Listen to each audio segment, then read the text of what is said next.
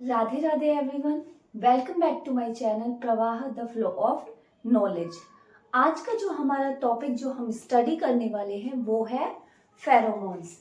Pheromones, जैसा कि मैंने आपको पिछली वीडियो के अंदर बताया था कि कुछ ऐसे केमिकल सब्सटेंसेस ऑर्गेनिज्म के द्वारा रिलीज किए जाते हैं जिसके थ्रू वो दूसरे ऑर्गेनिज्म से अपने मूड, अपने इमोशंस, अपनी फीलिंग्स या उसकी जो बात होती है वो दूसरे से सिग्नल्स के थ्रू जो ट्रांसफर करता है उसको हम फेरोमोन्स का नाम देते हैं। फेरोमोन्स को जो होता है पहले एक्टो हॉर्मोन्स के नाम से जाना जाता था, इसके बाद में इसको फेरोमोन्स टर्म्स के नाम से जाना गया।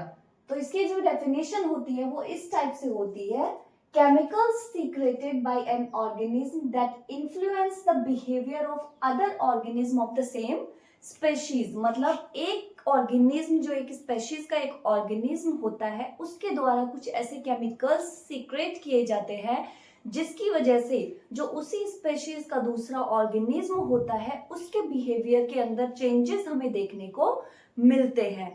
तो ये होते हैं हमारे फेरोमोन्स। जैसे कि अगर मेटिंग पीरियड अगर किसी ऑर्गेनिज्म का चल रहा होता है तो वो कुछ फेरोमोन्स वहां पे रिलीज करते हैं जिससे कि दूसरी ऑर्गेनिज्म जो होता है उसी स्पेशीज का उसको ये आइडेंटिफाई हो सके कि हाँ ये इसका हीटिंग पीरियड चालू है, वो ब्रीडिंग के लिए रेडी है, या फिर कुछ अलार्म कॉल्स जो होते हैं ऑर्गेनिज्म के द्वारा करे जाते हैं ताकि डेंजर के बारे में दूसरी स्पेशीज को, ऑर्गेनिज्म्स को बताया जा सके। तो इस टाइप से डिफरेंट डिफरेंट फेरोमोन्स जो होते हैं, आंट्स जो होती है हमारी, वो भी फॉर्मिक एसिड की फॉर्म में एक फेरोमोन रिलीज करती हैं जिसकी वजह से दूसरी आंट्स जो होती हैं वो उनको फॉलो करती हैं उसी डायरेक्शन में। तो इस टाइप से डिफरेंट डिफरेंट फेरोमोन्स या केमिकल्स जो होते हैं डिफरेंट डिफरेंट ऑर्गेनिज्म के द्वारा रिलीज किए जाते हैं अपने सिग्नल्स को दूसरे ऑर्गेनिज्म तक पहुंचाने के लिए। अब हम यहाँ पे कुछ स्पेसिफिक फेरोमोन्स को लेकर कुछ स्पेसिफिक टर्म्स हैं उनके बारे में स्टडी करने वाले हैं जो कि एग्जाम के पॉइंट ऑफ व्यू से इम्पॉर्टेंट है। इसमें सबसे पहले आता है हमारा एलोमोन्स।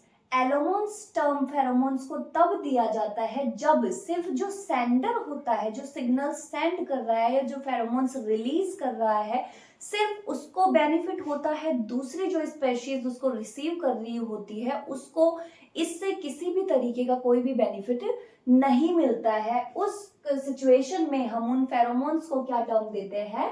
एलोमोन्स। इसके बाद दूसरा टर्म जो है वो है हमारे पास कायरोमोन्स। कायरोमोन्स टर्म जो है वो उस सिचुएशन को दिया जाता है जिसके अंदर जो होता है एक ऑर्गेनिज्म जो होता है वो दूसरे स्पेशीज के ऑर्गेनिज्म से कम्युनिकेट करने के लिए फेरोमोन्स रिलीज करता है। तो उस टर्म को जो हम कायरोमोन्स बोलते हैं, वहां जो फेरोमोन्स रिलीज किए जाते हैं उनको हम कायरोमोन्स कहते हैं। थर्ड जो हमारा टर्म है वो है सिनोमोन्स। सिनोमोन्स के अंदर क्या होता है, यहाँ पर रिसीवर और जो सेंडर होता है वो दोनों ही बेनिफिटेड होते हैं, उन दोनों को बेनिफिट मिलता है उस सिग्नल्स के द्वारा।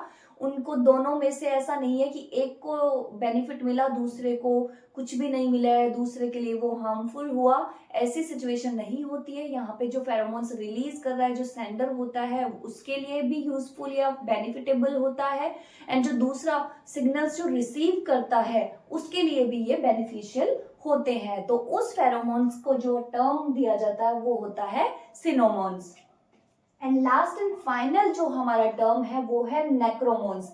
नेक्रोमोन्स और फेरोमोन्स को टर्म दिया जाता है जो फेरोमोन्स एक डेड, डिकेइंग, डिकम्पोजिंग ऑर्गेनिज्म के अंदर से या उनके बॉडी से जो केमिकल्स रिलीज होते हैं उनको नेक्रोमोन्स टर्म दिया जाता है।